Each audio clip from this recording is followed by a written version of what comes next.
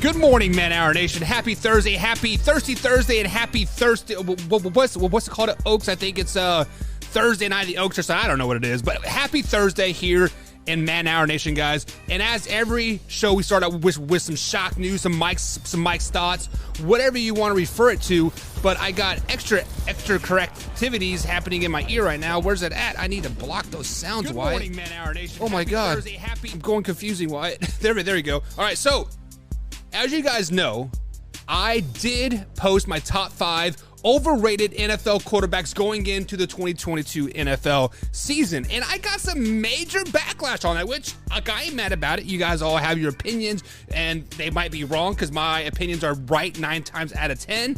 But if you ask my wife, it's only 1 out of 10 times. So you do the math. Who is really right there? But there were a lot of people that agreed with them, but then there were some people that throwing out rules and other people out there that I'm just like, who in the world are you talking about? So this particular person on our Facebook trash talk group, I'm going to leave his name anonymous because I didn't ask to use his permission, but in the end, he said Jimmy G and Justin Herbert were both overrated quarterbacks going into the 2022 NFL season. I sat back, I analyzed, I looked at some stats.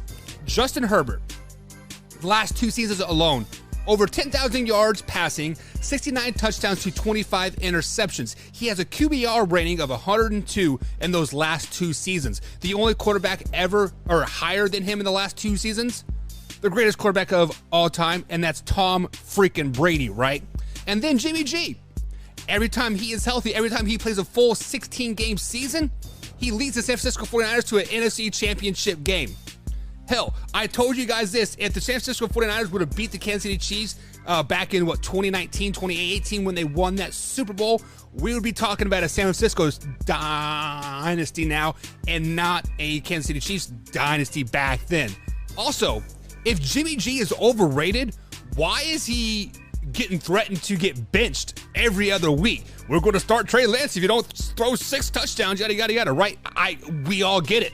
So how can Jimmy G be overrated if he's threatening to get benched by a rookie quarterback, a consistent talking of being traded and are you even going to play this year, yada, yada, yada, and to put Justin Herbert's name in there? I get what you're trying to do. You are trying to use my logic against Joe Burrow on me, saying that I expect Joe Burrow to play at 100% and when he's only going to play 80%, like 80%. I get your logic, but come on. You are telling me Jimmy G and Justin Herbert are both overrated? Why? This guy must be drunker than I am on a Tuesday afternoon after drinking some mango margaritas on Taco Tuesday. I do love me some mango margaritas. But Man Hour Nation, it is time to get the ball rolling. Are you ready, Wyatt? Cue the intro. I'm ready. Are you ready for the best damn radio show on the planet? Man Hour Nation, rise up.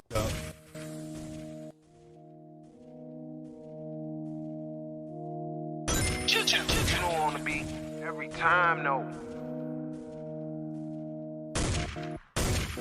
I would like to personally welcome you to Man Hour After Dark. Say that then. I bring you the host, Mike, Buck, and Cone. You know who coming to the stage. Sports talk than what you about to hear right here. I second that. Go.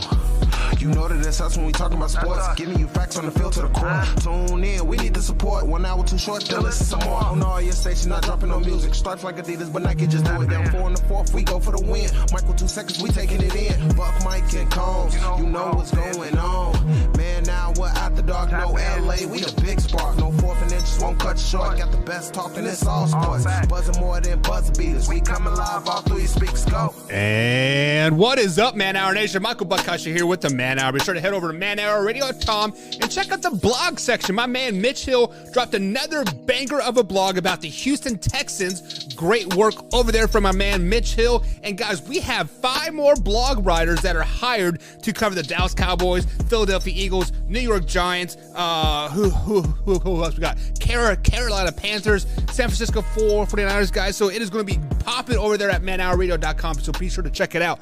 Also, check out the Nana merch that's dropping on Monday. That's right. Nana, Buck's new favorite grandson, even though I'm not related to her whatsoever, I am her new favorite. And taking the space of that number 1 favorite was Wyatt. So how are you doing today, bud? How are you feeling? What's life like in the number 2? It's good. Yeah, no, it's going. What's the number 2? So you are now second greatest in your Nana's list because I am number 1. Basically because Nana comes to Rivers t-ball practices and like games, and she calls me every day. He's like, "Hey, honey, do you need me to make me some French toast?" Yada yada. I'm like, Nana, you can come over anytime you want. You can hang out with the boys. Bring your dogs, and my dog and your dogs will play and have grand old times. I mean, Wyatt, I cannot believe you had this crystal ball in your hand, the best Nana in the world, and you dropped it. Come on, man. All you had to do was call her and say, "Hey, I'm back on the man hour," and it didn't happen. I know. It was tough. I definitely should have. So, Wyatt, she did give me permission to give you all the crap in the world, and it is all just and fun, but your Nana loved you to the moon and back many, many times over. But guys, we do have a great show for you lined up here. We are going to break down the NFC East. We're going to break down all 4 of those teams. We are going to go pick the winner of that. And today is Thursday, so we have Fact or Crap. We have 6 Fact or Crap questions that were submitted online at like on the Twitter machine at @manhour_bucks. They slid into those DMs, or they tagged us and put hashtag fact or crap, and myself and Wyatt will let you guys know if it's fact or crap. So Wyatt, it is this time of day where we try to get Combsy on the phone. He is driving to work with that stupid Bluetooth, and it's all gonna like diesel it up on us. So how did you feel like talking to Combs for the first time in like a while here on the show? It was cool. I was excited to talk to Combs. Obviously, his takes on draft were wrong, not up to par. They were wrong. Just go ahead and say it. They were wrong. So, Combs, how do you feel about that? Do you think you were wrong? No, I definitely wasn't wrong. But that's the Green Bay Packers fan for you, though. That's what they do. They think that they win everything when really all they do is win a few regular season games, and then they choke in the playoffs. That's how it goes. But they do definitely win a lot more games than the Chicago Bears and the Detroit Lions rolled into one. So they do have something go them for. So Combs, good morning to you. Hopefully you are driving safe on the way to work and all that stuff. I have a list of questions that I was going to ask you, but I'm going to go off the cuff right now because that is what we do great here at Man Hour. And I just read an article where the WNBA is going to be honoring Brittany Griner on the basketball court until she is released in captivity. I believe she's in Russia. So if you guys don't know, she was caught with some THC or marijuana from traveling from game to game, and they arrested her. This is the same Brittany Griner that said that we should not play the national anthem before the games because it is not right. It is derogatory, and I don't want to stand up for the national anthem and like all this other stuff. And now we're honoring her on a basketball court. Combs, I know you are a very political man. You served in the America's military. You were a part of the hoorahs. Like, how do you feel about the WNBA honoring a person that could two shits about America? Let's just be flat honest. She could give two shits about it. Well, look, this one is, for me, is tough, right? Because, like, with the Colin Kaepernick stuff, I was always on the side of Colin Kaepernick is no longer playing in the NFL because he was a terrible quarterback. Right. And not because of his political stance. And I was always on the side of we fight for everybody's rights. And one of those rights is the First Amendment, which is freedom of speech, which is you have a right to speak your mind, say what you need to say, and protest how you want to protest. And Brittany Griner, for whatever reason, felt like the national anthem was disrespectful, blah, blah, blah, blah, blah. Do I share her sentiments? No. Is it her right to do and say whatever she wants to say? Certainly. I'm all about people's rights. I do find it kind of ironic that she felt that the national anthem was derogatory and she really doesn't like America, but now she wants America to save her. Yep. I do find that a little bit. She wants Trump to save her. Odd. Yeah. So I don't. I don't subscribe to that notion. Look, like you said. I mean, being a Marine, you think of things a certain way. I certainly would never kneel during the national anthem, but I also understood why some people did. I get it. In the whole Colin Kaepernick thing, a lot of people don't realize is that he first started out by sitting, and then it was actually a Navy SEAL who talked to him and said, "Hey, look, if you're sitting, you're disrespecting the military and everything we stood for." Right. What we do when we have something, when we lose one of our brothers, we kneel before the flag. We kneel before their boots and their rifle, and that's how we show our respect. So if you're going to do anything during the anthem, why don't you kneel? And so Colin Kaepernick actually respected that and started kneeling instead of sitting. Yeah. So, and then in typical American form, we blew it up out of proportion, yada, yada, yada. So that's where we're at. Correct. But you know what? The whole thing, Colin Kaepernick, you could say that he took this thing, with the Black Lives Matter, when it started, about the right before the elections in 2017, like normal. And what he started doing was he started sucking. I mean, he was terrible those last 3 years, and I believe in his last season he was 2-10 before he was benched. And he got benched, and so he sat. It had nothing to do with that. That was my problem with Colin Kaepernick, was that he didn't sit until he was benched. He didn't. The flag there, the anthem didn't bother him until he was benched, and that's where I took exception to it. The Brittany Griner thing. Is she being wrongfully detained? I mean, I don't know what the laws are out in Russia. I never like seeing any American detained, and especially if it's wrongful. But, I mean, I've never tried to sneak drugs through customs. Yeah. So I don't know. I don't know what that means. I know, marijuana, THC is legal around here, but I don't know if it's legal over there. And when you're trying to sneak stuff through the airport and through customs, that's pretty much a no-no, I would assume. Yeah, so there are 3 things wrong with this situation. 1, the people told her not to do this. 2, we know that Russian people kill people for speaking out the truth about anything, even if it's complete truth. If the Russian dictator says, you know what, I don't like it, he is going to off you. 3, I feel like the WNBA is just trying to get some type of eyes on their product. So why not exploit Brittany Griner and put her on the court? Wyatt, how do you feel about that? Do you think the WNBA is just trying to get eyes on their product because it's so bad? Michael Buckeister, you have got to be the most politically incorrect and beat to your own drum person I have ever met in my entire life. I mean, what is wrong with what I just said there, Wyatt? The WNBA product is complete trash. They're like, oh, pay us equally. How can we pay you when there's 10 people in the stands? Come on. True. Oh, man. And the people that are crying pay them equally, they don't even own WNBA gear. Yeah, true. That is true. I will say that. So, Wyatt, what are your thoughts about this, putting Brittany Griner's number, and I believe they're putting her date of birth on there too. What are your thoughts about them putting her likeness on the court?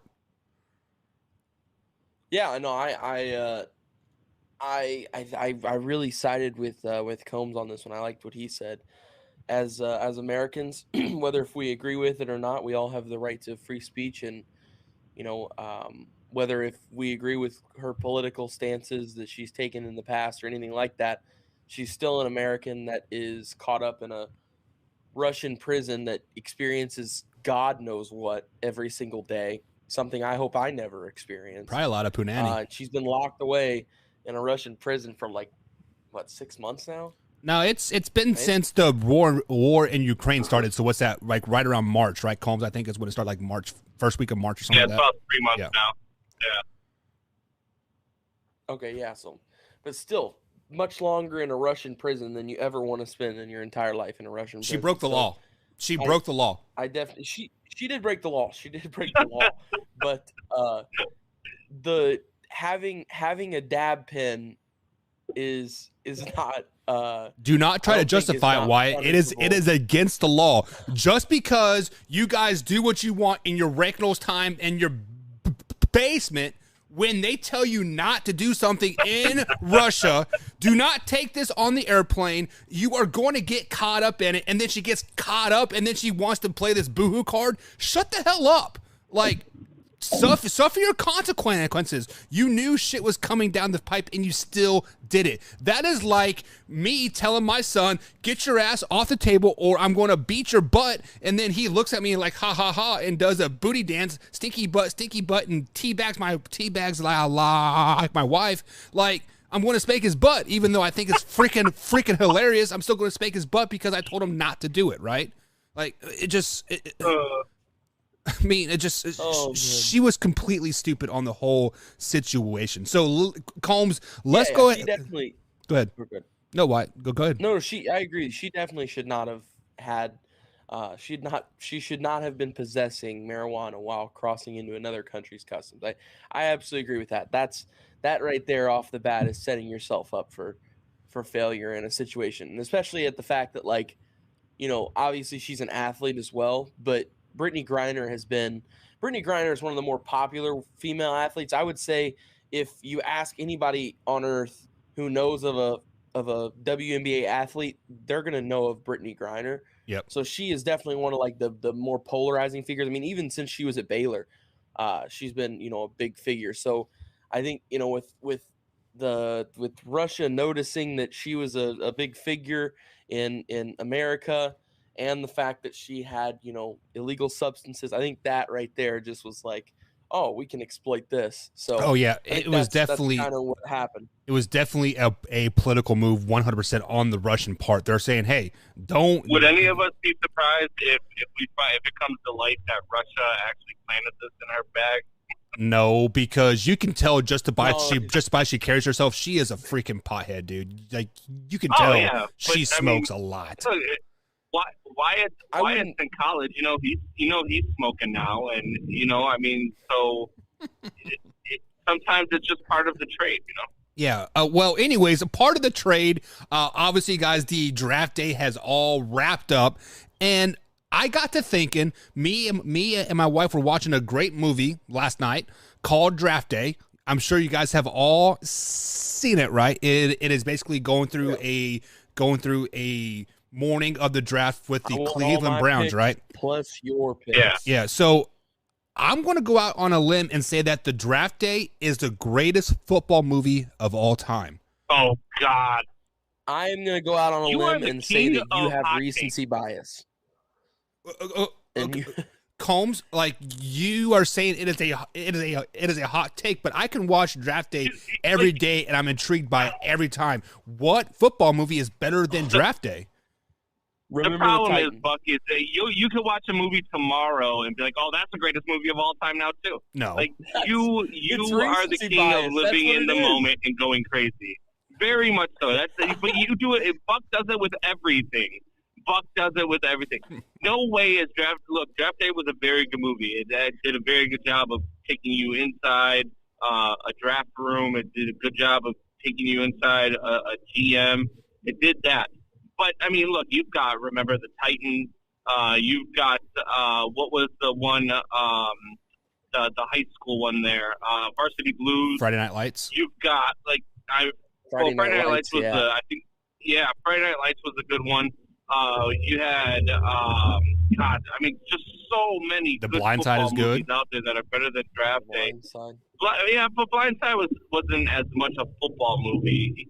Like, it was kind of a football movie, but then you got Unnecessary Roughness was a great movie. I haven't seen that. I mean, I'm just going off of like movies that I can remember. I know there's a couple out there I'm missing, but there's so many better football. Hell, Jerry Maguire is a better football movie than Whoa. Draft Day. I mean, You can show me all the money you want, but Jerry Maguire's not even a top 10 football movie, Combsy. oh, you're crazy. No. You're crazy. Jerry Maguire was a great football movie. So put the money where the mouth is, Combs. What is the greatest football movie of all time then? It's got to be Remember the Titans. I think Varsity Blues is a close second, but Remember the Titans is the best football movie of all time. Wyatt, you are about half of Combs' age. Actually, may even three-fourths of like Combs' age because he's old as balls. What is your favorite movie of all time? Favorite football movie of like all time? I agree 100%. I think my favorite football movie of all time, and this is like one of my favorite sports movies ever, is Remember the Titans. It's just like Denzel's character is just so incredible, mixed in with just the story and like the lessons you learn in it and like everything going with it. There's so much you can, take in from that movie. There's so much that we can learn, not just about football, but about society and all that with the movie. So it's a great movie. I think it's probably top 3 favorite movies in general for me. That movie's awesome. As for Draft Day, I would go as far to say that Draft Day is probably a top 5 football movie.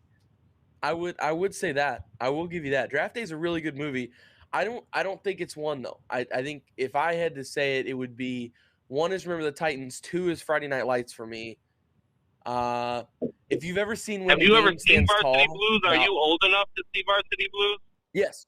I am It not actually old enough to came have out the seen it when year it he was came out, born. but did it really? No, I think it came out before you're born, like 99, 98 maybe. Yeah, it came out in the 90s. Oh, I think it was before that, like 95. Oh yeah, then it is older than me. But yes, I have seen Varsity Blues. I have not seen it in a while, but I have seen it, and it is a great movie. And Do you I would close say your it eyes is during the also whipped cream a top bikini? 5. Wyatt doesn't last to the whipped cream bikini part because his pants are already wet at that given time. You want to know another top 5 movie though? Yeah, go ahead.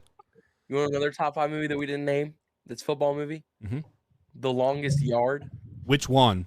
Adam Sandler is one. Adam Sandler. Yes. okay. Yes. I mean, I do like the Adam Sandler one better than the Burt Reynolds ones myself.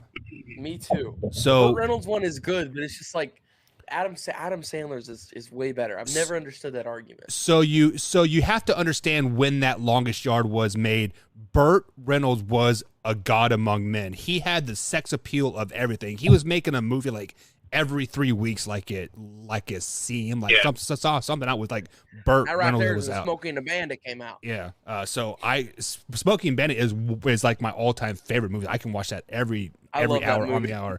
So Trent Mason, my man, what's up, Trent? He says Any Given Sunday is a top movie. There's another good one. He said he's just joking, but Any Given Sunday, that is exactly how a NFL locker room is. I bet like a player gets a big ego, and then a team shits the bed like the very next week. It is probably because like all of the off the field stuff.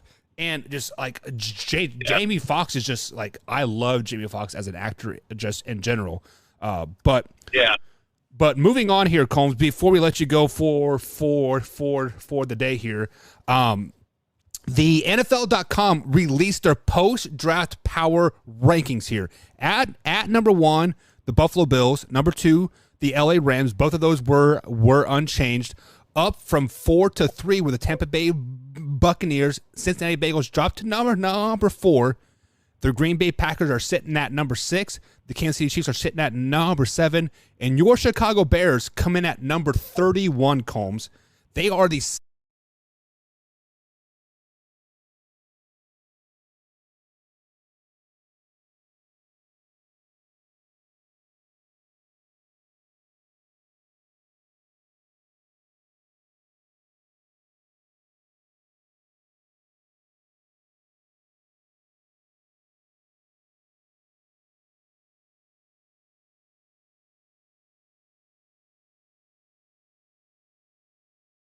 So do I like what they're doing? Polls, yes.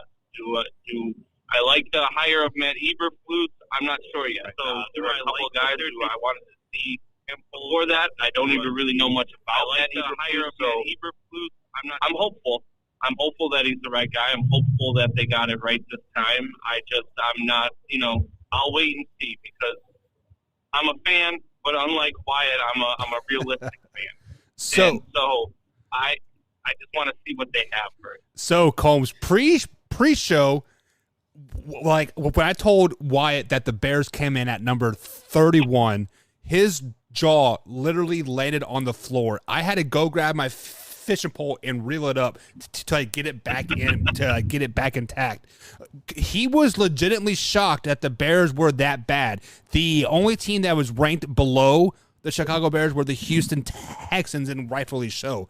So Wyatt, if you were to put the Chicago Bears in some type of power ranking form, besides 31, where would you have them? Is it top 20? Is it top 15? Is it a top 5 team? Where would you have the Chicago Bears? Well, first off, I don't mean to bring this back at all, but I was just thinking about it, and we forgot a legendary football movie, which is Rudy. And second, I don't like Rudy. Back to the point here, what we were talking about. Yeah, I was just more like shocked because I'm a huge believer in Justin Fields. This is something that I've been saying since he was in college, through last year's draft process. And the fact that they were at 31 was, I guess, more surprising. I really didn't expect them to be that low in people's eyes. I mean, they're obviously the Chicago Bears, so I figured that it wasn't going to be too high. But I would say I was genuinely surprised that they weren't, because I mean they're a bad team, but they're not like they still are going to win. They're a 6 bad games, good team, right? They're the best of the bad teams. Yeah, like the Bears this year are going to win. Like they're going to be in a lot of games, but they're going to lose a lot of games. But they're going to win like 3 games, and Justin Fields. Or, I mean, 3 of those 6 wins are going to be like Justin Fields taking over in the end and, showing flashes of greatness for the future. So I would have them at the absolute minimum. I think they have to at least be top 25. Yeah, I mean, it's like – yeah, that's what I was Bears thinking, have always got a great 24. defense, too. So, yeah, Combs, you said 24 for me is the right spot. Yeah. Yeah, I don't know about top 20, but yeah, top 25 and 24 is a good spot. I like that. Yeah, so you guys are putting them above like 7 to 8 teams, and I just mean the Philadelphia Eagles. I just think 7 to 8 teams are better than what? If you take the bottom 8 teams of the 8 divisions in football, I think all of those teams are probably worse than the Bears. Really? So that's coming from a Packers fan. They're of the 3 tier of the divisions. So they're not going to be better than the 1 and 2 seeds in each division, and they're not better than pretty much any of the other 3 seeds for the divisions, but they're better than at least all the 4 seeds, I think. I don't see them better than any team in the AFC besides the Jacksonville Jaguars. And I guess the Houston. You're out of your mind. Texans. Yeah. They're not better than the Jets? No. They're not better than the Jets or the Texans? So we are going to talk about the Jets draft like later on next week, but I think the Jets. They had a 0.0 quarterback rating. They had a 0.0 quarterback. They would have literally been better to turn around and spike the ball. And they would have had a better QBR every single play that they were going to throw to the receiver being covered by Sauce Gardner. So they've got that guy. So they've got their next Revis Island, and they've got the head coach. Robert Saleh is a heck of a head coach. I really, really like. He's so much better than Adam Gase, at least. Yeah. They've moved on from that. They got Breece Hall in the 2nd round, so they've got a good running back now that they can kind of go with. And they've already got Michael Carter, who's a good running back from last year. So their running back room is getting better. Their wide receiver room is improving. They got Corey Davis, and this year Garrett Wilson. When they drafted Garrett Wilson, that's a huge, huge pickup for them. The wide receiver room got better. They got CJ Uzomah from the Bengals. That's a nice tight end addition. Their offensive line is starting to shape up more. Their defense is really starting to shape up more too. So I don't know. I think the Jets. They're a 4-win team. I think this is to prove it. I don't doubt that, but I think this is a prove it year for Zach Wilson. If Zach Wilson doesn't, at least, kind of like last year with Justin Fields, where Justin Fields wasn't great by any means, and the Bears weren't great either, but Justin Fields still had those plays where he showed flashes. Like, okay, This guy is still a guy. Like we can still clearly see that the talent is there. It's just he plays for a dysfunctional organization, and it takes some time for him to get adjusted to the league. So if he has a season this year coming up, if Zach Wilson does, like Justin Fields last year, I don't necessarily doubt that this team could be a threat in their division and be a playoff team maybe. It's all going to be up to Zach Wilson and how he plays, though. It's all up to him. Very, very true, because he is the leader of the ship there. But Combs, like I do know you got to get off to work here, and you have a busy day in front of you. Tell the people what you're doing tomorrow, Combsy. I don't know. What am I doing tomorrow? It's May 6th. Chicago Cubs, Kansas City Royals, maybe? No. Cubs and White Sox, is it? Yeah? No, Cubs and White Sox. Yeah. Cubs and White Sox. But this week I'll be at Wrigley covering the Cubs versus Dodgers for Belly Up Sports. I've been working in the works with them, becoming the Chicago sports beat writer, and so yeah, I'll be out at Wrigley. I'll be interviewing some players. I'll be trying to get them to come on the Man Hour. I'll be telling them that Wyatt is a big fan, and I'll tell them that if they could send him a glove, because I keep forgetting to. And yeah, so yeah, I'll be at Wrigley all weekend. Combs is being modest, Wyatt. Combs is taking the mound for the Chicago Cubs against the Chicago White Sox. He's going to strike out Tim Anderson not once, not twice, but 3 times in 7 innings, and he is going to get that victory at 2-0 over the White Sox. I can't do much worse than their current pitching staff. True. Combs, have a great day. Enjoy yourself tomorrow. I'll definitely look forward to reading that article. Sounds good, man. I appreciate it. All right, later, bub. All right, guys, that takes us up to our first break here. On the other side of the break, Mr. Wyatt Williams, we have the infamous fact or crap. Guys, if you ever want to give us a fact or crap statement, hit me up on the old Twitter machine at manhour_buck. Give me hashtag fact or crap and tag me, or slide into the DMs as well.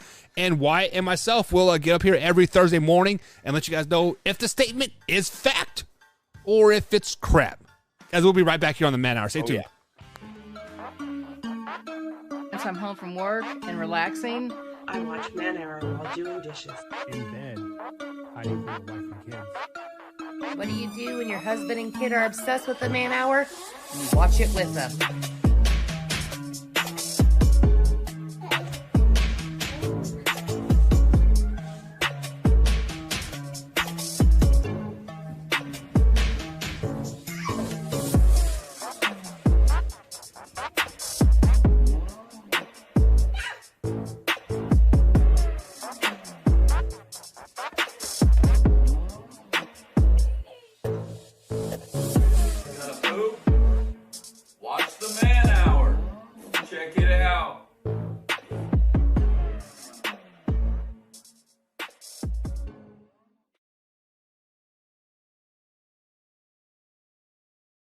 Have you ever wanted to go to Vegas to see the NFL draft?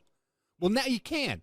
Simply head over to youtube.com/manhour, click on that join button, become a $5.99 member or higher, and you get free entry. Simple as that. So head over to youtube.com/manhour and hit that join button. You won't regret it.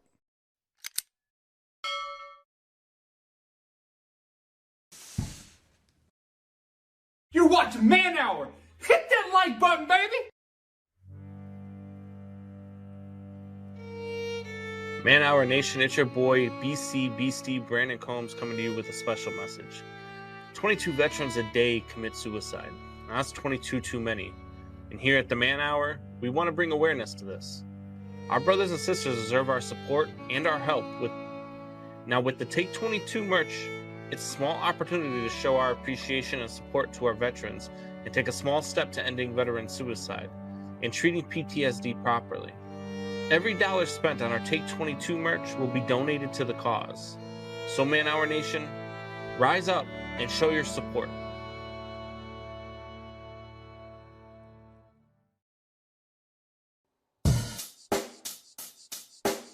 Check the mic and make sure it sound right, boys.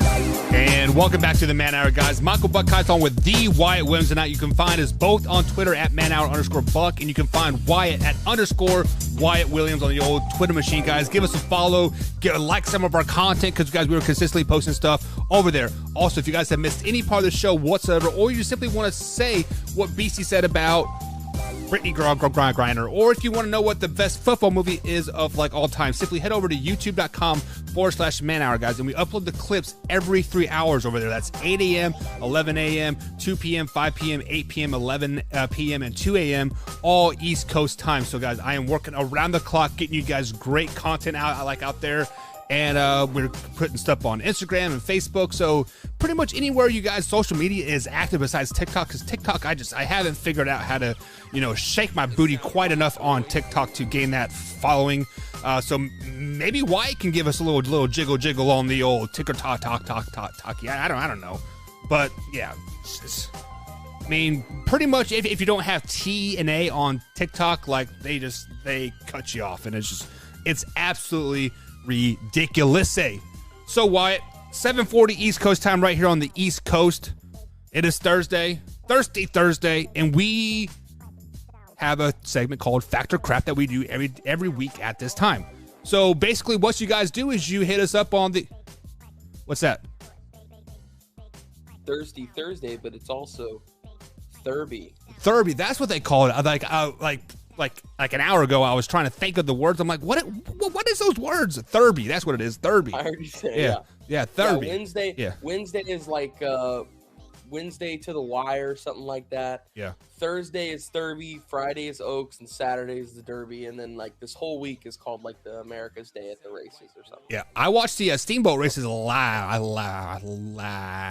night. Oh, they had that last night. It was a very steamy situation as it come down neck to neck of who could puff up the most smoke, and the guy with the most smoke won the Steamboat race. So it was pretty cool. Did you catch that? Puns there, Wyatt. Did you catch it with your glove that you have? I'm more or less.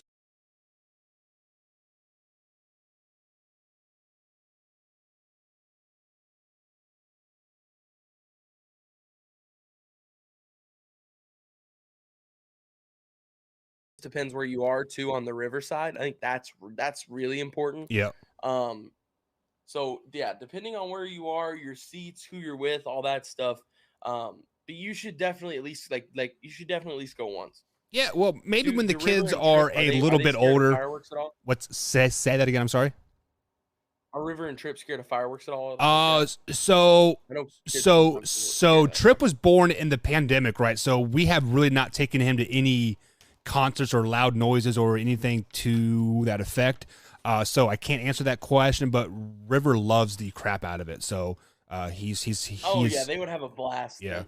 Oh yeah. So, all right, guys. So let's get into some factor crap here. So, guys, basically what we do is I pull these off of Twitter, and they are addressed to me at manhour_Buck with the hashtag fact or crap. And you guys give me a statement, and Wyatt and myself can figure out if it's fact or crap. So, Wyatt, fact or crap number 1. This one is geared toward the Deebo Samuel controversy that's happening in San Francisco. Obviously, he has asked for a trade. He wants out because he's being basically used way too much. He's being used and abused and put away wet. So, fact or crap? If Deebo Samuels does not get traded and he happens to drop a game-winning catch, the fans will point to this as he did this on purpose. Fact or crap? I'd say crap. I don't think they'd point to it like he did it on purpose, but I definitely think that like something would be made out of it. I don't know necessarily if I would freak out and be like, "Oh, Deebo was trying to throw games," because we can look back in history and even some of the greatest wide receivers of all time have dropped wide open passes. And what was it? pretty much the downfall of Julio Jones in Atlanta and I guess Tennessee after that. The downfall of him was where he had that wide open ball in the end zone. You know what I'm talking about? Yep. Literally just Julio and a ball. Like, that's a guaranteed touchdown, right? Nope. He goes in to catch it, bounces right off his hands, hits the ground, and everybody's like, oh my God, Julio Jones, one of the greatest wide receivers to ever play football, just dropped a wide open touchdown. Right. So he was hurt, but he was like, I don't know, third or fourth string on that team, and like he got cut. I mean, you're definitely right about the whole slope thing or the cliff, or like he just jumped off.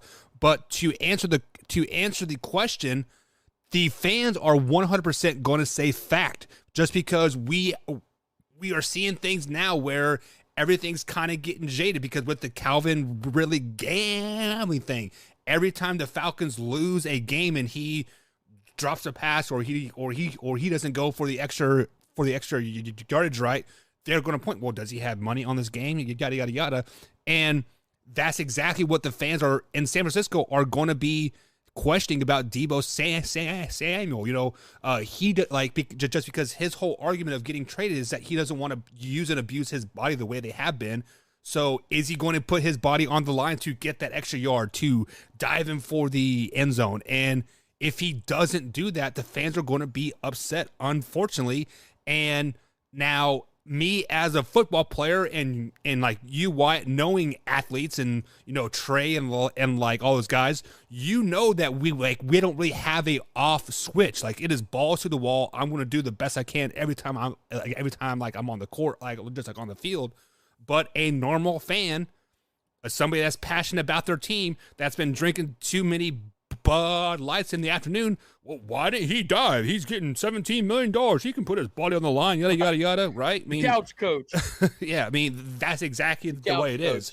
So I think it is a 100% fact. If something like that does happen where he doesn't put his body on the line, if he drops a wide open pass, you know, if he runs out of bounds when he normally would like lower his shoulder, they'll be like, hey, you see, we should have traded this guy. See, I'm gonna say, yeah, I think there's definitely gonna be something there for that. But I would say it's more for the run game. I would say if San Francisco next year struggles really bad in the run game and they, you know, let's say the run game is the reason why they can't win games and stuff like that, I think that would be more. People are going to be like, well, look, now because you didn't do this and you're selfish, your team's not winning games, so you need to just do whatever wins your team games. I think that's more of a big possibility in my eyes, is that happening. Is I did not think about that. The that's running that's back a great room point. and the 49ers getting injured like it always does, because the 49ers running back room always gets hurt. It is like fast too. Bang, bang, bang, bang, bang. Oh, we're out of running backs. We got to go grab, hey, Deebo, come over here. You're in the running back room today. Yeah. So it's like, I would say it's more of that, more of a possibility of like, well, because he didn't play running back, the team is losing and it's his fault. Yeah. Well, only time will tell. And heck, we could see a pass-happy offense come out of San Francisco now that Mike McDaniels is a head coach down there in Miami. So moving on to the next Factor Crap. If you guys ever want to slide us a Factor Crap, slide into my DMs on the old Twitter machine at manhour_buck.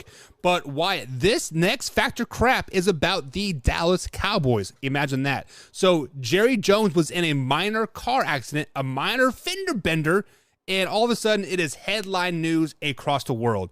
So fact or crap here, Mr. Wyatt Williams, the Wyatt Williams, the best head of hair in all sports talk radio.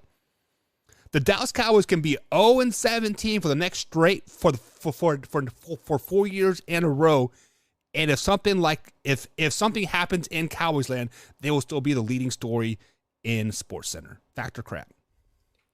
Fact. Yeah, I think it's like the same. It's the same thing with the Yankees. The same thing with the Lakers. It's the star. It's the brand. It's the logo. Like a poll came out recently for the most liked team across like the world, and the Cowboys, like they showed the countries, and the Cowboys were for America. And that's like even still this day, the Cowboys are America's team, even though they suck, and they have sucked for a really long time. It's the star. It's Jerry. It's, you know, I mean, he's he is an owner in the NFL and still manages to be like one of the faces of the league. So I mean, he's like, he doesn't play a single down, he doesn't coach at all, he doesn't really draft at all. I mean, he has a little input in that, but not a lot. Not anymore. All he does is spend money for the team and everything like that. He's a behind the scenes guy, but yet he's not just like, and I'm not saying he's a face of the Cowboys here. I'm saying he's like one of the faces of the league, like the whole thing, the whole operation. He's one of those faces where, like, when you think of the league, Jerry Jones is just one of those guys. So yeah, like I said, it's just that popular team effect. If like, remember whenever Krzyzewski this year was retiring and like they were like, oh my God, we have to do a ceremony for every one of his last games. Like, oh, he's playing Syracuse for the last time. Let's film it and post it on everything. This is Krzyzewski's last time playing Syracuse, him and Jim Boeheim, like all these games that really didn't even matter.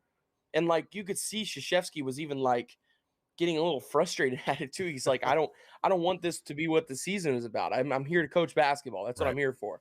So, it's just that it's more or less the brand, and how he has really taken that and flourished with that brand. And it's Jerry's world. It's the star. It's everything. It's, he is the Cowboys. Yeah. And just to add to your point there, Jerry Jones is a self-made man. We all know that song. Started from the bottom, now we're here, right? He started in the oil fields, and then he bought the oil field, and then he sold the oil field, and then he bought the Cowboys, right? I mean, he is America's story on America's team. So, and he is so gratefully polarized in this Dallas Cowboy realm that the people that hate the Dallas Cowboys talk more about how much they hate the Dallas Cowboys than they talk about their own team. Like, I'm in several trash talk groups, NFC East trash talk group that we have on Facebook that's powered by Man Hour, and people are more worried about posting memes about how bad the Cowboys suck, and then they don't want to talk about their own teams. And that just shows you like how popular, how polarizing they are. So, I mean, it is 100% fact that the Cowboys cannot win a game for the next 10 years, and something stupid happens like Jerry Jones gets an offender bender. It's going to be headline breaking news because everybody wants to talk about the Cowboys. You can never keep them out of your mouth enough, unfortunately. And so we do have Nana pop in the chat. Good morning, Nana. She says morning, y'all. So Wyatt, say hello to your Nana, even though you are second favorite now. I'm not getting like updated comments because we're not live on StreamYard. We go live through OBS and that's where I go on comments. Yeah. So okay, I can't see any comments. Yeah. This is the only comment I've got. Live viewer comments show up on StreamYard. This is an example. Yeah. Yeah. Nope. So yeah. So if you go to YouTube.com, you'll be able to see the comments and whatnot. Wyatt. But next up on the old factor crap here. We all know that Malik Willis was drafted by the by the Tennessee Titans, and Ryan Tannehill come out and basically said that I am not a mentor for him. If he wants somebody to help him out, reach out to such and such, right? So later in the day, Ryan Tannehill comes out and says that he was in a very dark place when he said those things. He has since been to therapy. That was literally like 2 days ago. So apparently he got help within a day and changed his life around in a 24-hour period. So Wyatt, factor crap, Ryan Tannehill going to therapy, air quote there, because he was in a dark place because he doesn't want to mentor Willis is all bluff. Factor crap.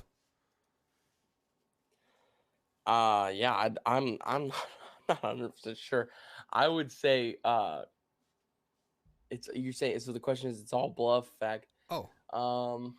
Let me answer this for you, Wyatt. I am a straight shooter, and I don't care what people think about me or what they have to say. This is complete fluff. This is a complete, like, I messed up, and I'm going to backtrack and say, oh, my bad, honey. Let me clean the house for you, even though I went party out the night before, and I trashed the house, yada, yada, yada. And, he's, cleaning up his own mess. Basically, what happened here is Ryan Tannehill was speaking from the heart. He was being Aaron Rodgers. Why are you drafting a quarterback? You got me, right? Like I am not going to teach any young player to be a professional athlete, yada, yada, yada, and like all this crap. And then his agent is like, hey, man, next year our contract's up and we need some money. You could be the next highest paid quarterback in the league if you play your cards right. Maybe you need to go to therapy because you were in a dark place. Why? This is 100% fluff. This is 100% playing the long game, playing chess for next year when that next contract is up. Because Ryan Tannehill was playing checkers when he made those comments about Malik. And unfortunately, his agent's playing chess, so that's why he went to therapy, because he was in a dark place, Wyatt. This is complete fluff. Any thoughts on that? Yeah, no, I guess I don't really know. I kind of thought the comments from the beginning were stupid on him. I just thought that what he said was just dumb. I was like really. It was so like Brett Favre, Aaron Rodgers-esque. That's exactly what it reminded me of. Yeah. Except for Brett Favre was good enough to back it up. Ryan Tannehill's not that good. Like Ryan Tannehill's good, but he's not like, oh, I'm good enough to tell you what I'm gonna. He's not that guy. You know what I mean? Like he's not. There's just a certain level of respect you have to. For you to be able to do whatever you want, whenever you want in the league, and for you to be able to just kind of, I don't know, not boss around your franchise, but tell them, I don't know that, you're not going to mentor the incoming guy. Yeah. For you to do things like that, I feel like you have to be at least a, legendary. How about this? You have to lead your team to a Super Bowl. That would help. Right?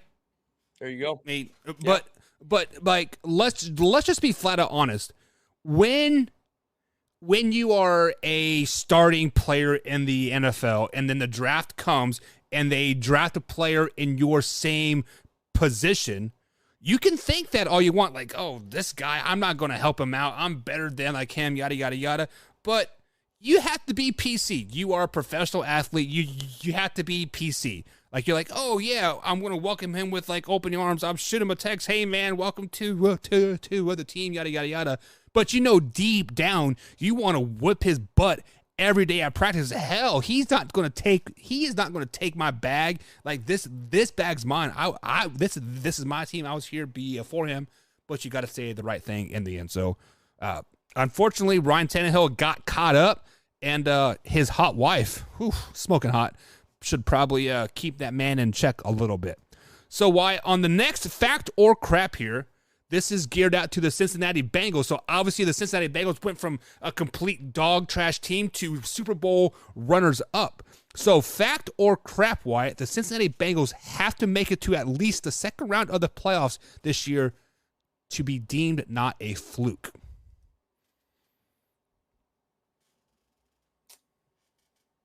I will say fact actually on this.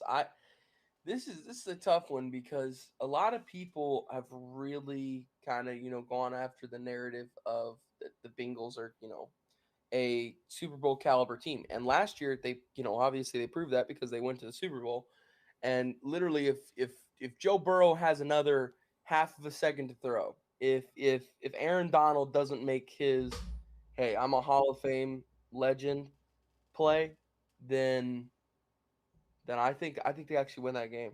I really do. So obviously in their locker room, they just went to the Super Bowl, so they're expecting to go back. So anything less in their eyes is going to be a failure. So yeah, I would say the same. Anything less than a Super Bowl is a failure for a team that just went to the Super Bowl. But at the same time, to be deemed not a fluke, you have to at least see the divisional round. I think. Yeah. If you lose in the wild card round, I mean, yeah, you made the playoffs, but it's just like losing in the wild card round is pretty much like you didn't really make the playoffs. Like coaches still get fired all the time after losing in the wild card round. Like you're not gonna have guaranteed job security if you lose in the wild card round every year. That's just not.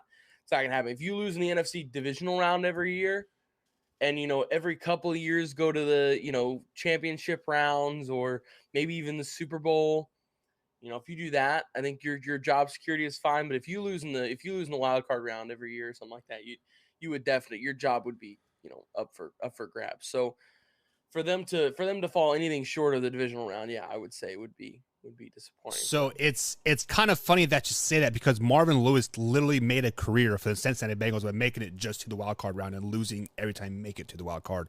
But that's why he's not in the league anymore. But he also coached for like 12 years though too, by just making it to the wild card round.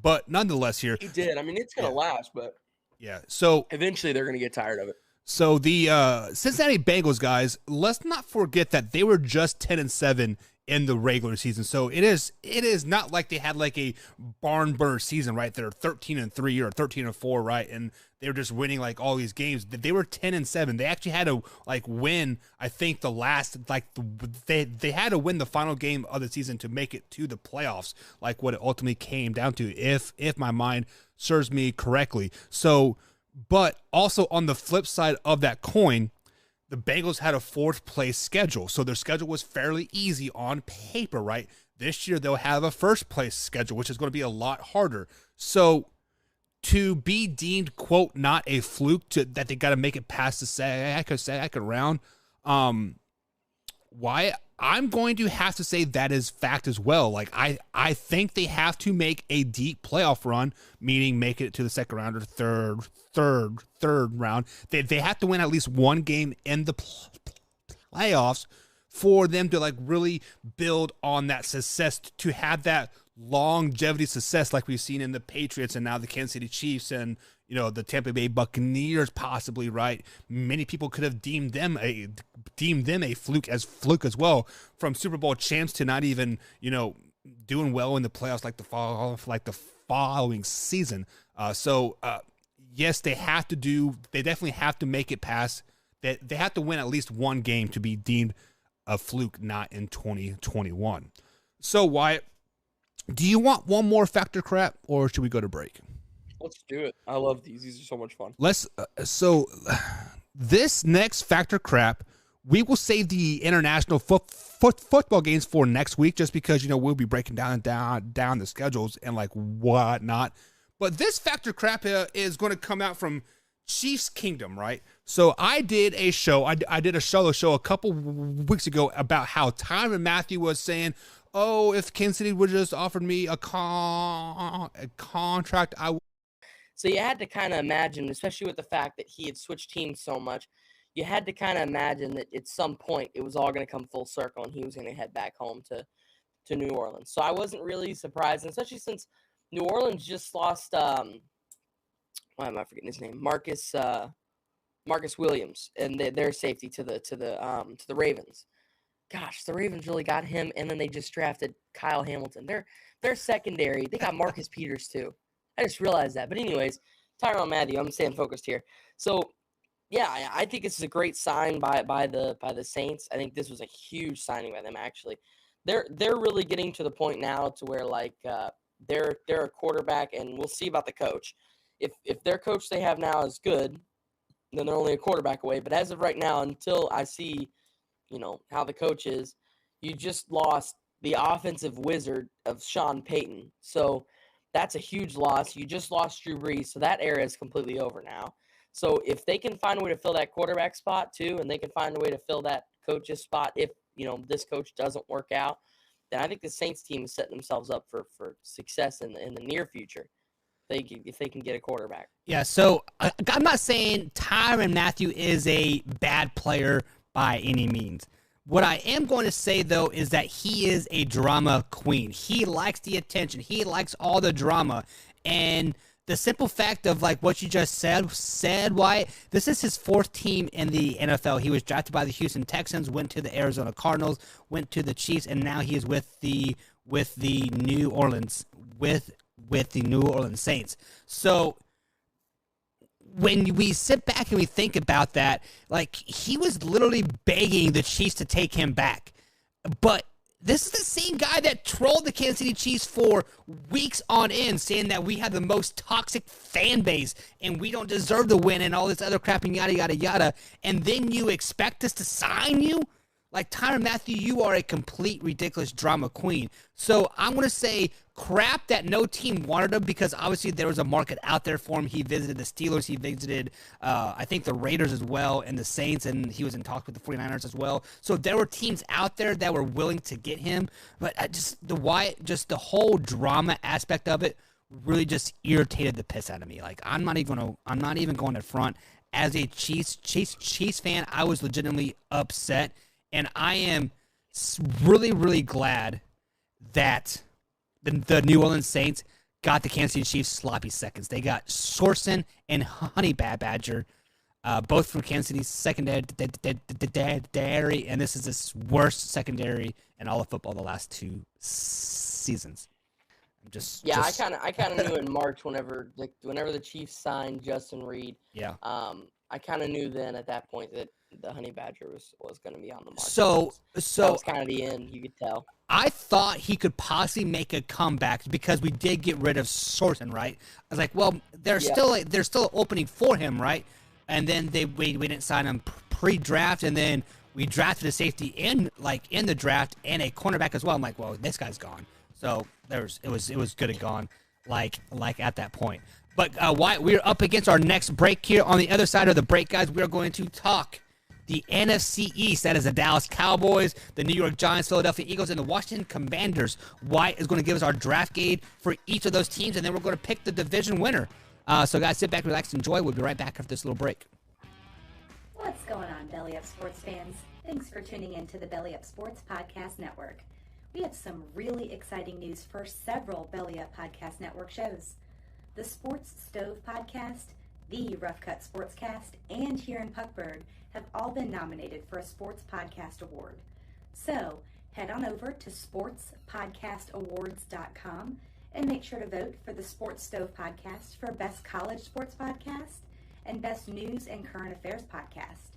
Vote for the Rough Cut Sportscast for Best American Football Podcast, and vote for Here in Puckburg for Best Winter Sports Podcast. Again, that website is sportspodcastawards.com. Thanks for being the best part of Belly Up Sports. We are what they are. I've got an itch I can't scratch, I'm missing a piece that completes a whole part of me, an open wound scar to see. Everybody come here, gather round, welcome to the freak show, the best in town. What the hell's wrong with me? I don't get along with anybody, honestly.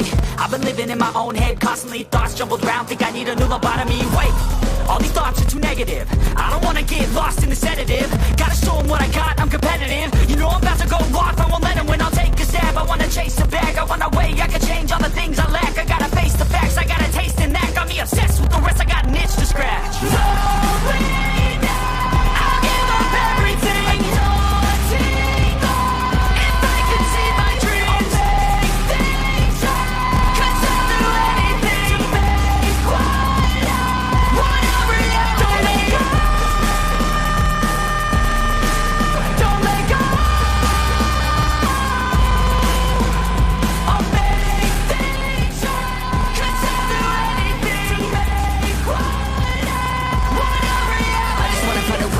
The venom in my brain, running from the past, wanna escape my pain. I just wanna be a better person, I deserve this, I just wanna break these chains. Always asking for greatness, true to myself, I never fake it. Seen too many once, I just so they get famous. And when I say the truth, most really can't take it. In spite of everything I've been through, I'ma make it. Fake friends, but on my downfall is toxic. Day one, started to outlaws for profit. Now all I do is write verses, no talking. All I do is put the work in, no option. This was everything I ever wanted, created a legacy off of me, just being honest. And the fake ones hate, but it's all to no avail. They wanna see me lose, but you know I never fail.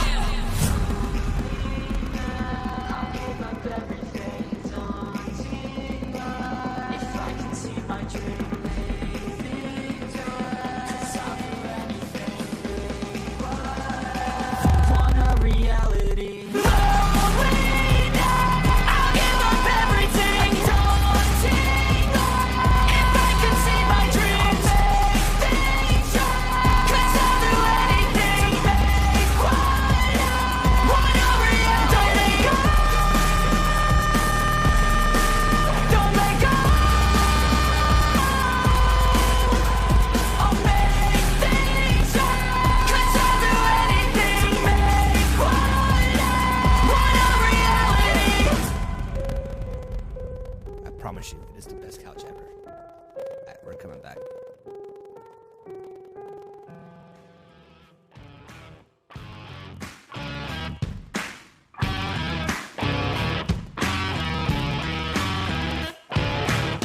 welcome back to Man Hour, guys. Michael Buck Kaiser with, along with D. Wyatt Williams. You can find us both on Twitter at manhour_Buck and, of course, _Wyatt Williams on Twitter. Hit us up, give us a follow, retweet and like some of our stuff as well. We see some people pop in the chat. We see our man Trent. We see Rule of Jungle. We see Nana. Drew, what's going on? Guys, I hope you're having a great Thursday. Thursday here. Thirsty Thursday. All the good stuff happening. We had a great conversation with Combs earlier in the show. We got done with our Thursday edition of Fact or Crap. But why? This is the main part of the show. Hour number 2, we are breaking down all NFL divisions, giving them draft grades before the schedule releases next Thursday, and then we'll break down each team of those schedules, give wins, losses, and playoff records and all that stuff. But Wyatt, it is time to start off with the Dallas Cowboys. The Dallas Cowboys, they are just a year removed from having a terrible defense. Last year, their defense was pretty damn good, even though Diggs, I forget his first name, was the worst cornerback in the league with the most interceptions. So wrap your head around that. So they definitely needed some defensive help. They need some offensive line help and all that good stuff. But why? How did the Dallas Cowboys do in this year's draft? Well, first off, they came into this draft with some big needs for a couple of positions. That being the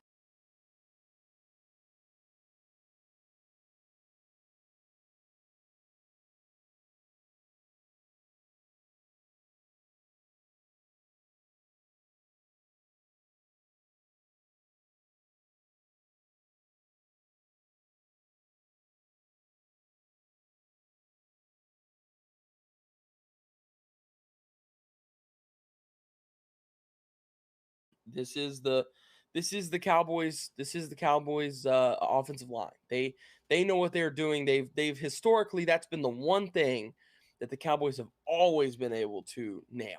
Like, always been able to just hit the nail right on the head. Bang.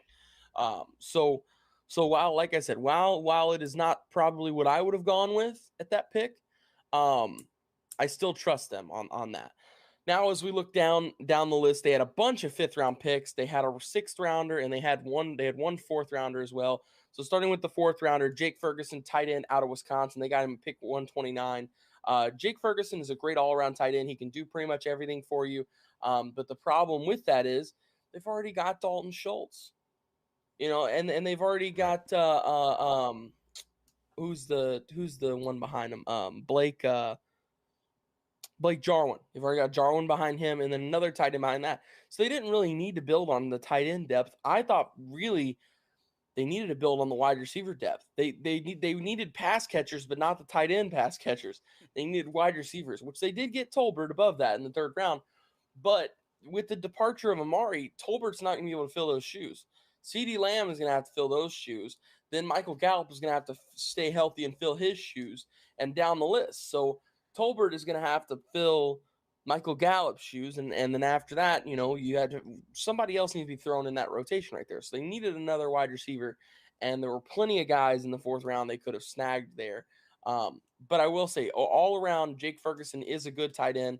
He is a good addition for this team, but just same thing with that 1st-round pick. It's a good addition, but it's not the 100% correct addition. I just wasn't a huge fan of it. As for the 5th round, I thought the 5th round overall was pretty solid. They went with some more offensive tackle depth there. Once again, losing La'el Collins to the Bengals, that's a really big one.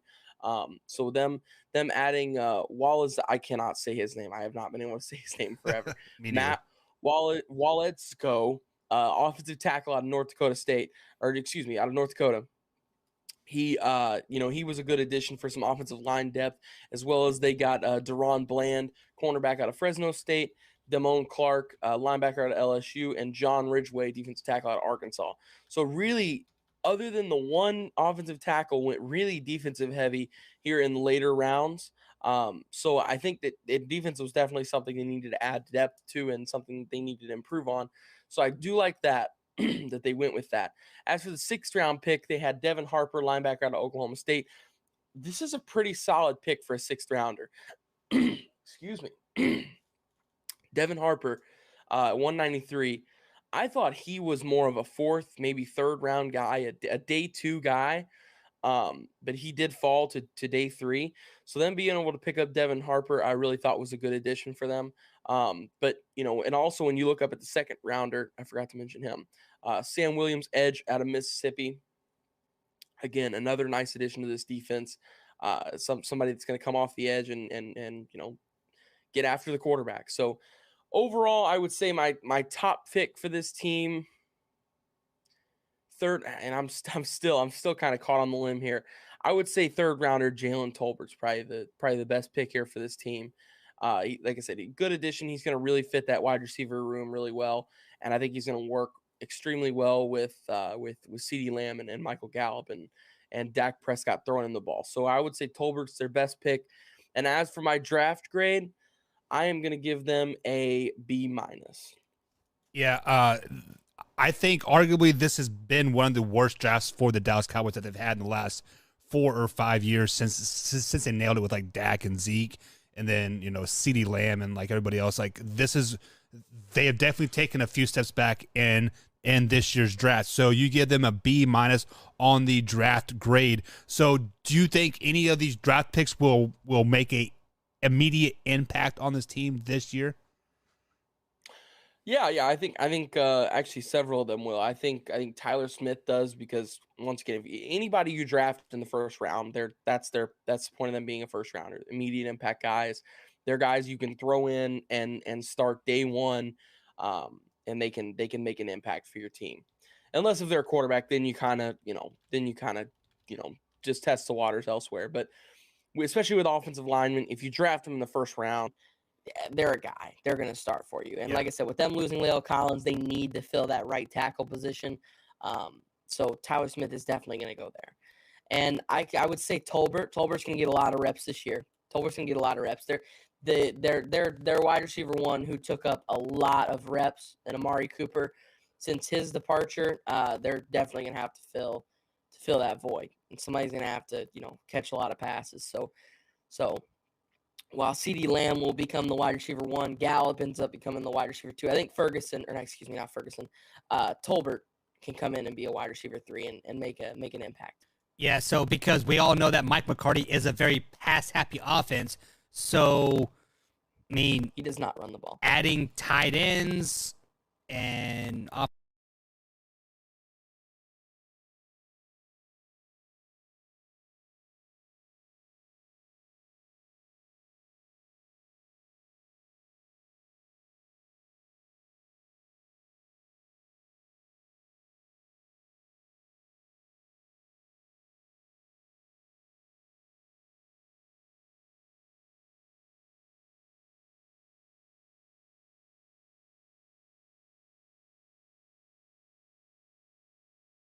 draft day and even the day before draft day had expressed multiple times, hey, we're willing to trade down from 6. We do not like that 6th pick, and we want to move back. Now, while they did end up taking somebody at that 6th overall pick, that's because both of the 2 incredible offensive tackles in this draft fell to them, and they got to pick of their choosings for either one.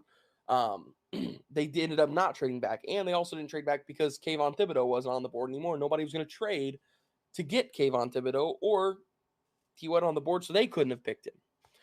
So no matter what, at the 6th overall pick, if Thibodeau is still there, he's gone. You don't get him at 7. So they took him with 5. And the reason why they did that is because they needed an offensive tackle. Ickey and Evan Neal are, in my eyes, 6-1, half dozen the other. I think they're both going to go on to have legendary NFL careers. I think they're both going to go on to have incredible success, in both of their respected teams and on both of their respected careers. I think they're both going to do great things. You cannot go wrong with either one. So what they did is they took Thibodeau with 5. At 6, the Panthers are obviously, since both tackles fell to them, they're going to take a tackle. But with them taking Thibodeau at 5, that guarantees that they get one of the tackles because they had the 7th overall pick. So unless if they choose to trade down, no matter what, either Evan Neal or Ike Ekwonu was going to fall to them. So this was a huge draft play by the New York Giants. They got their defensive end, and if you have watched tape on Kayvon Thibodeau, you can see it. He is a wrecking ball. He just simply destroys offensive linemen, throws them to the ground and then grabs quarterbacks and just violates them. I mean, it just throws them to the ground even harder than they just, stuffed an offensive lineman to the ground. So I really think with the first round for the Giants, I give them an A+ for it for the first round. I think they did a incredible job with their first round. They got both of their guys that really they were not supposed to get. They've got arguably what could be the two best prospects in this draft. And now, obviously, now Aiden Hutchinson could be better. I'm just saying, Thibodeau and Evan Neal, in 10 years, we could look back and say, these are the two best guys in this draft. There's really a shot that these could be the two best guys, and they got them at 5 and 7. And they got both of them. They got both of the guys they wanted and needed for their team. So like I said, first round, I got an A+ for them. After that, when you look at the second round, Wan'Dale Robinson, wide receiver out of Kentucky. Short speedster, a lot like Rondale Moore out in Arizona. I think Wan'Dale Robinson is a elusive playmaker. He makes explosive plays. Huge addition for them in the second round. And Wan'Dale kind of flew under the radar too for the wide receivers. On day 2, whenever the days had started, some of the names being thrown around were Watson. Some of the names being thrown around were Sky Moore. Some of the names being thrown around were George Pickens. You didn't really hear of Wan'Dale Robinson, and I was fairly surprised with that. I thought he was a really good wide receiver who had a great college career at Kentucky, and I was very impressed with their second round pick as well with Wan'Dale Robinson. After that, though, is where we get a little shaky until we get to the 5th round. So with round 3. Both picks are okay. Izudu, they got some offensive line depth out of North Carolina, so that's a good addition. I did like that. But then with Cordell Flott, I just didn't feel like, I wasn't a big fan of Flott coming into the draft. And while, it wasn't a higher than 3rd round pick to get him, still, like I said, I wasn't a big fan of his game coming into this. So now on to the 4th round, Daniel Bellinger, tight end out of San Diego State. A guy who can actually come in and block and catch passes for you. He's got really good blocking upside. And then at the 114 spot, just 2 picks later, they've got Dean Belton, safety out of Iowa, so added some more to the defense. Now when we get to the 5th round is where it goes up again. Micah McFadden out of Indiana. This could be the steal of the draft. Micah McFadden was a great linebacker who had an awesome career at Indiana, and I was fairly surprised that he had fell to this point. I was surprised. I thought he was for sure a day 2 guy. I didn't think he was a day 3 guy, but he made it to day 3, and the Giants were able to capitalize on it. And they got themselves a good linebacker who could start next year, maybe even this year. It depends on how OTAs and the rest of the offseason goes. So with that being said, 5th round pick looked really good there. They had 2 more in DJ Davidson and Marcus McKeithen.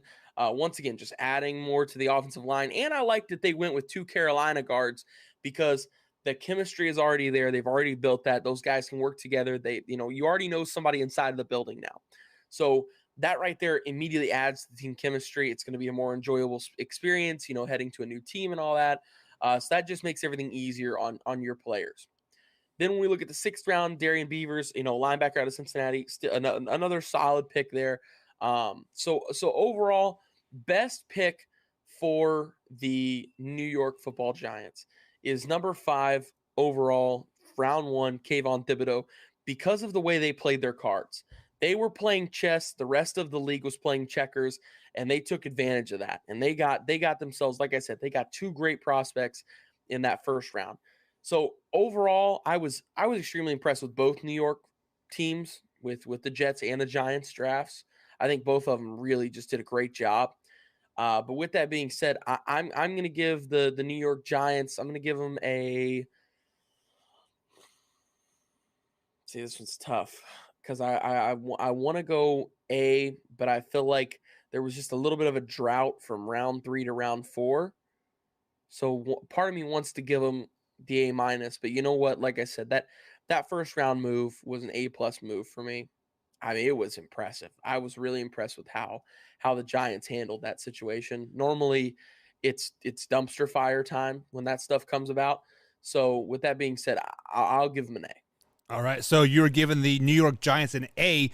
The only thing that I don't like is that they did not explore opportunities to really build picks for next year, because if Daniel Jones is a bust, and isn't their quarterback, they might need those picks for next year to move up to get a solid quarterback in the draft. So that is the only thing I did not like about their draft. And as a passive Cowboys fan, it kind of pisses me off that they did so well in the draft. So I'm just going to point that out there, that I'm like, man, wow, the Giants might be relevant again because Saquon is healthy, right? They added weapons to the defensive side of the ball. They have a young receiver core. I mean, the Giants could be a sleeping giant here, and no pun intended there, but they definitely nailed the draft and did a great job. So moving on here to the next team here, Wyatt.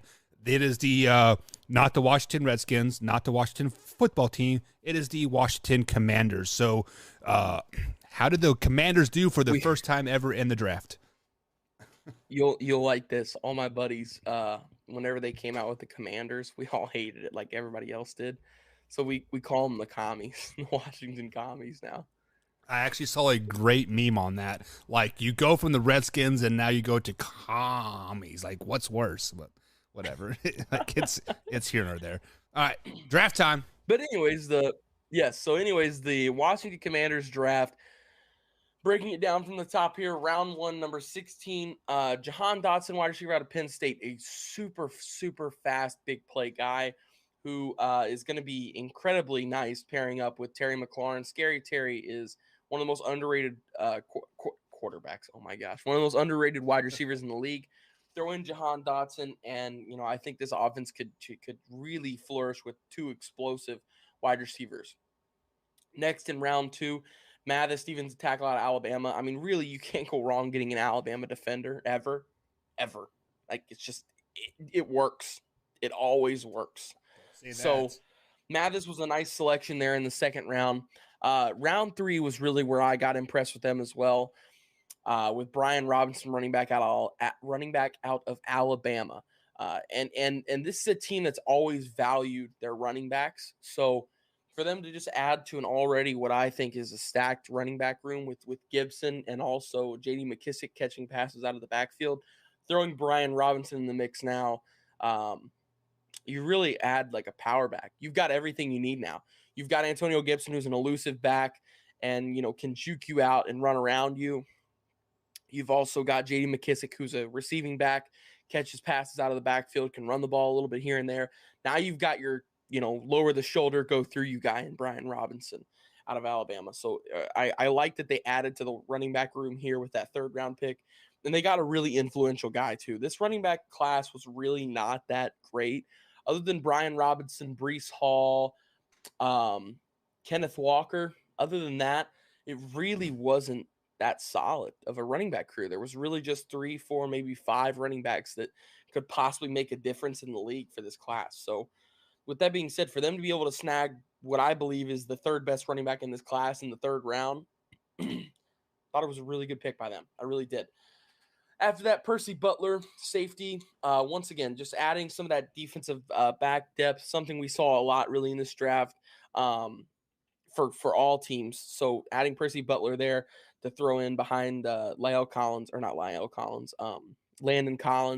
And they're already pretty stacked DB crew that's already on a stacked defense. So I liked that. 5th round was cool for me. I liked the 5th round a lot for this team. Sam Howell was a surefire day 2 guy for me. I didn't think he was going to make it to the 3rd round. I was surprised that many of the quarterbacks lasted on the board as long as they did. So with that being said, they got Sam Howell in the 5th round. So you have invested literally just a 5th round pick in a guy who could be your starter, a guy who going forward you could throw in the mix there. And if it hits and it sticks, he could be a guy. He really could. He could be a dude who comes in for you and starts for, 12, 15 years at the quarterback position. And that's huge. And like I said, they got him in the 5th round. We've seen late round guys really, Dak Prescott, Tom Brady. There's been a lot of great late round guys who have flourished in the NFL. So Sam Howell with the 5th round pick, I really was a big fan of that. And this is already a team that their quarterback position for Washington, it is so wide open right now. I mean, we really could be talking in what, 3 months, whenever the NFL season starts? Was it May? Yeah, we'd be talking in 3 months from right now. Sam Howell could be the starting quarterback for this team. Come August, September. I think so. I think he could be. Do I think it ends up happening? Probably not. They just traded for Carson Wentz. Carson Wentz will try to take the job. But is there really a shot? Yeah, I think there's a genuine shot here that he could beat out Heineke and he could possibly beat out Carson Wentz, or Carson Wentz beats himself by getting injured, and same with Heineke. So Sam Howell, like I said, is a guy who could really start for this team and be a good quarterback, and they got him in the 5th round. I mean, this was a guy who last year, coming into the season, was a preseason, like, All-American, all this stuff, was preseason All-ACC, was projected a first, maybe 2nd round pick at the latest, but mainly a 1st round pick for Sam Howell. I mean, I saw some mock drafts last offseason for him that he was like a top 10 pick. And here he is. They got him in the 5th round. So, I mean, if they're seeing that stuff in him 2 years ago, and obviously they didn't have the year they were wanting to this year for Carolina. So a lot of people were kind of disappointed with him and felt like, that he wasn't worth drafting because of that. But I mean, you go look at the tape, go watch the tape. Sam Howell is a good quarterback. Watch what he does. He does it good. So that was just their first 5th round pick. Now I'm going to talk a bunch about their 2nd 5th round. No, I'm just kidding. Their 2nd 5th round pick, Cole Turner, tight end out of Nevada. There were 2 pass catchers out of Nevada that I was really impressed with coming into this draft. Cole Turner being one of those, and Romeo Doubs being one of those. No, not Romeo Doubs, just because he went to the Green Bay Packers. But Cole Turner, tight end out of Nevada, just a guy who was a huge weapon for Strong in the Wolfpack system. So I think this is a big addition for them. They've already got Logan Thomas there in town, and I believe Jordan Reed is still on roster, but he's always hurt. He's so you need some tight end depth there, and to get Cole Turner yet again, another good viable option, you're getting in the 5th round. So I really thought their 5th round was great. You look at round 7 here, they got Chris Paul, the point guard. They actually took him out of the NBA. No, I'm just kidding. They got Chris Paul, the offensive guard out of Tulsa, and also Christian Holmes, cornerback out of Oklahoma State. Just some depth guys, some filler guys. Overall, I would say it was a good draft. My top pick for them is tough. I think it's between their 3rd round pick of Brian Robinson and their 5th round pick of Sam Howell. Even if Sam Howell doesn't pan out, you spent a 5th round pick on him. You invested pretty much, you've invested nearly nothing. $2 million when it comes down to a 5th round pick. Yeah, I mean, and if you get him in the 1st round, it's $30 million. Yep. So it's like you saved yourself $28 million, and you got a guy who was considered last year a 1st round guy. So with that being said, I just convinced myself with that I'm going with Sam Howell is my best pick for them. And my overall draft grade, a lot of people were not very fond of this draft and didn't give him a good grade. I think NFL.com had him like a C or something like that. I didn't agree with that. I've got him more like a B+. Yeah, I mean, basically stealing Howell at just in this draft, just at a 5th pick, just like what you said. I think this is the quarterback that is that he doesn't have the highest ceiling, but his floor is higher than everybody else's floor in the draft. He is going to be a game manager. He is going to nickel and dime you down the field. Do not take the term game manager as a bad thing. It is a good thing because that's exactly what Washington needs. Washington needs a game manager and let their defense eat, and they're going to win a lot of games. So Hal is definitely a steal, Wyatt, and you are right. He could be a 10, 12, 13-year starter for the Washington Commanders if everything goes as planned. And I'm, like I said, as a Cowboys fan, I'm kind of scared to see it because the Commanders look pretty damn good. Hell, your boy Torrey had them going 13-4 last season. Granted, injuries really messed that up, but they're still a pretty good team. They still have Chase Young, that defense, Scary Terry, the running game, right probably one of the most underrated running games in the NFL. They're going to be really, really, really good. So moving to the last team here in the NFC East, are your boy Blake Zender's Philadelphia Eagles. Philadelphia Eagles picked up A.J. Brown in the draft, so you can add that into your draft grade if you want. But what is their draft grade, Wyatt? I would say this was the best draft in the NFC East. And I obviously they didn't draft A.J. Brown, but them sending the picks to get him was essentially them drafting him. So I'm going to count him in it. I'm going to count him in it. So, and really all they gave up for a 26-year-old stud who has nothing but up potential from here. And all they gave up was a mid-first rounder and a late third. That's it. Yeah. That's it. And they got a guy who has already proven himself in the league. You already know he's going to play well. He's best friends with your quarterback. The chemistry's there. So that alone right there was a huge move for the Philadelphia Eagles.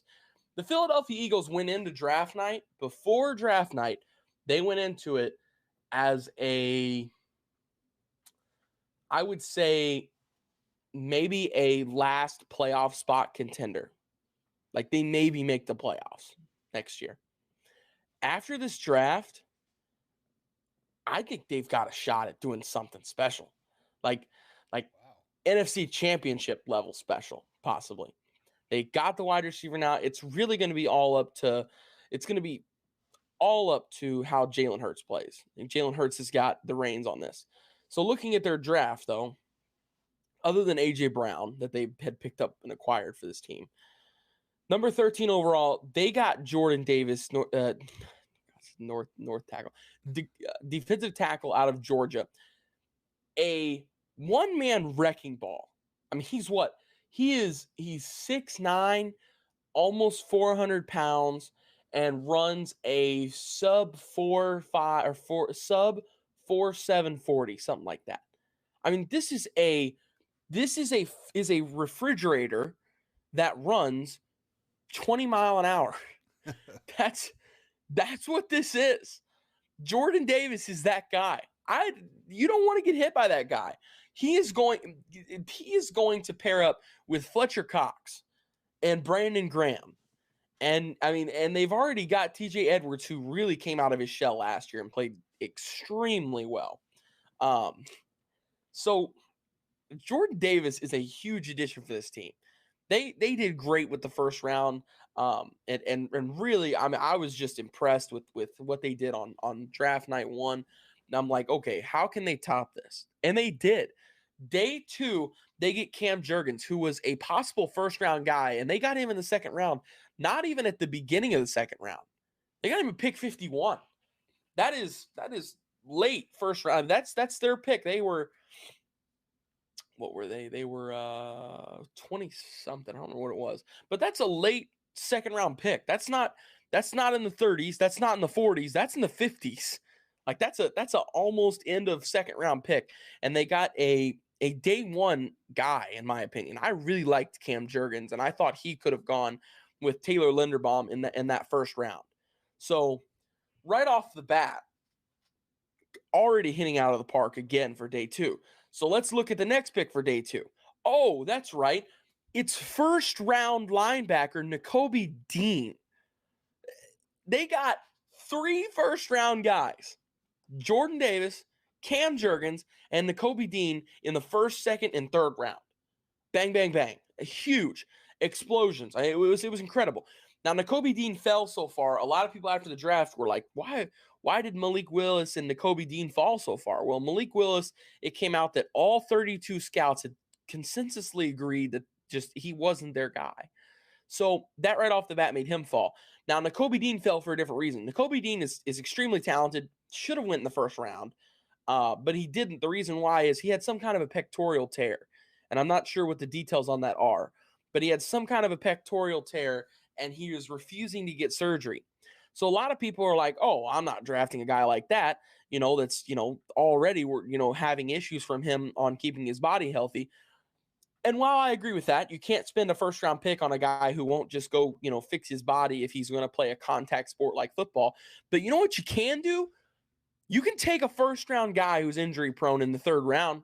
You can definitely do that. That's okay.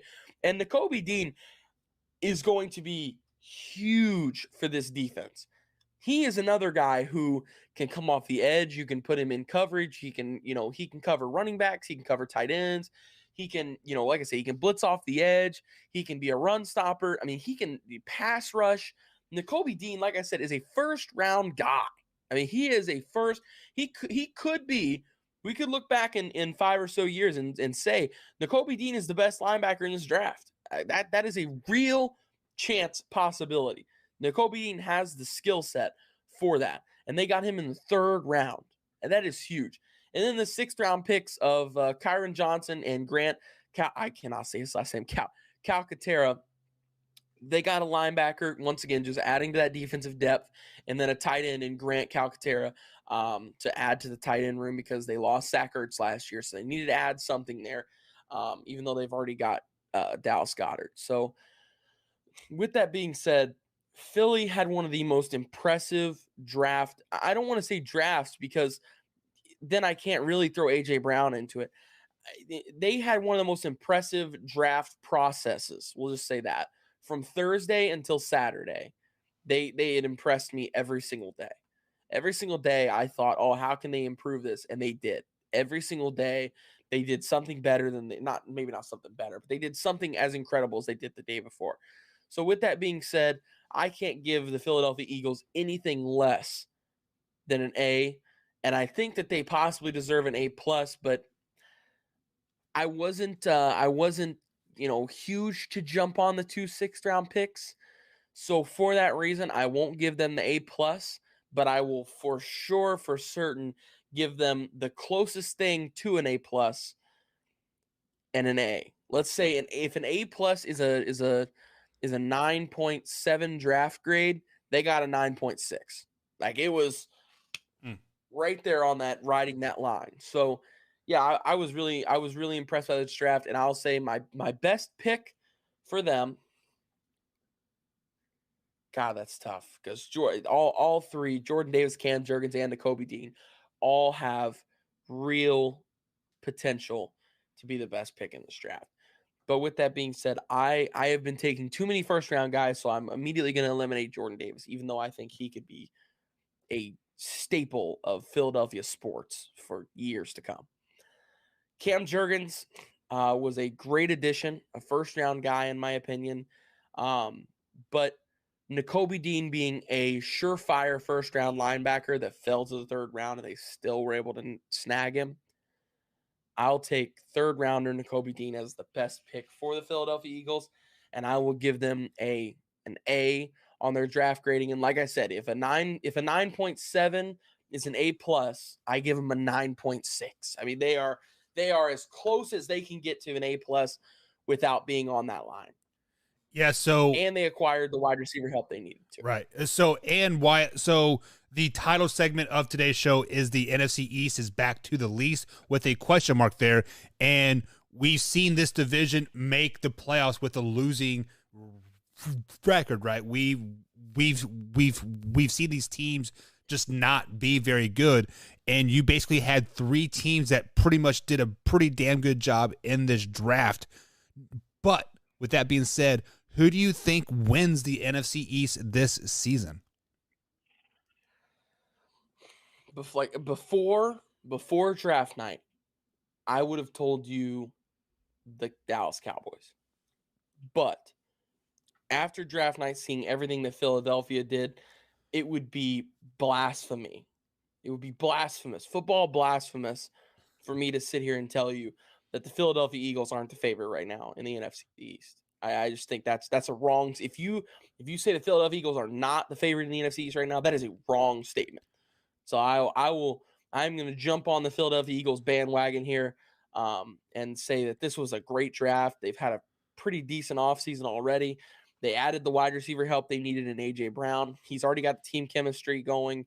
They did really good with their draft. They got, like I said, they took 3 first-rounders between the 1st, 2nd, and 3rd round. So they hit it out of the ballpark with their draft. Their free agency was pretty good. We'll see how they put the pieces together. It is now at this point, it is the Philadelphia Eagles division to lose. Yeah, and just to add to your point there, they also acquired another first-round pick in A.J. Brown. So, I mean, it's definitely a win-win-win for them. But I have to give you a wrong statement, I said, because I think the New York Giants are right now the favorite in the NFC East, not because of their draft, just because of the players having chips on their shoulder going into the season. This is a prove-it year for Danny Dimes. Danny Dimes has to have a great season for him to be a quarterback in New York again, and he wants to be a quarterback in New York. Saquon Barkley, people are starting to putting that overrated, not so good, can never stay healthy label on him, and he has something to prove. You know, he is going to be hungry. He is going to be running like the thigh man that he is. His thighs are the size of my chest, and it's absolutely ridiculous, like how thick of individual this kid is. And just the whole Giants organization is screaming to be good again. You know, the last time they were really a dominant force in the NFL was when not Bill Parcells, but who was the coach of the New York Giants when they went to the Super Bowl? Who? Tom Coughlin. No, I'm talking before that. I'm talking like the 90s when they had LT and those boys, right? They were a dominant team. The guy's slipping my name right now. Didn't he coach for the Cowboys too? Was it Bill Parcells? It was Bill. I'm pretty sure it was Bill. Bill Parcells. It was Bill Parcells. Bill Parcells is here. Bill Parcells coached from 83 to 90. Yeah, so they were a dominant team through those years. Yes, they won a couple Super Bowls with Eli, but they snuck into the playoffs. They were a dominant team more recent than that. Yeah, Tom Coughlin was he a coach when Eli was there? Yeah, Tom Coughlin was the head coach whenever Eli was there.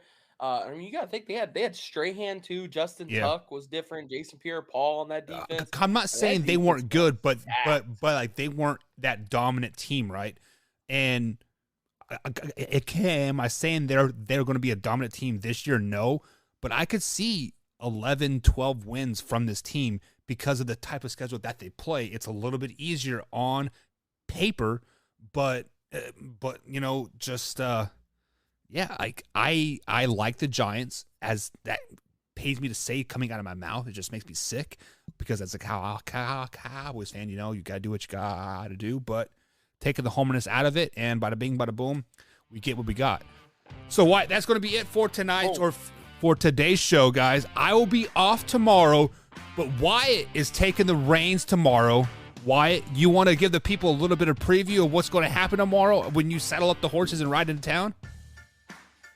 All I'm going to say is it's going to be incredible. You're going to want to watch. That's all. I'm not spoiling anything. I'm going to have some very awesome guests on the show. I'm going to try and get a D1 athlete on the show. There you go. No guarantees yet because I only have till tomorrow to do it. But I'm going to shoot my shot, and we're going to try. But with that being said, tomorrow's going to be an incredible episode. You are going to want to tune in. Yeah, go. So guys, tune in tomorrow, youtube.com/manhour, 7 a.m. East Coast time. The man, the Wyatt Williams himself, taking the reins, leading the show. I will have to work, and then I'm going to French Lick for the day. We're going to the indoor water park there. Me and the boys are going to saddle up and do some water slides. That's so great. Big Splash is awesome. Yeah, so guys, if you guys missed any part of the show whatsoever, check us out on Belly Up TV at 8 a.m. and 3 p.m. East Coast time on bellyup.tv, or simply head over to Roku or Apple TV, search for Belly Up Sports. We're right there, or just subscribe to the YouTube channel. The clips are there. The podcasts are there. Everything's good there. Wyatt, any last thoughts before we head out? Man Hour Nation, rise up. There you go. Have a great day, guys.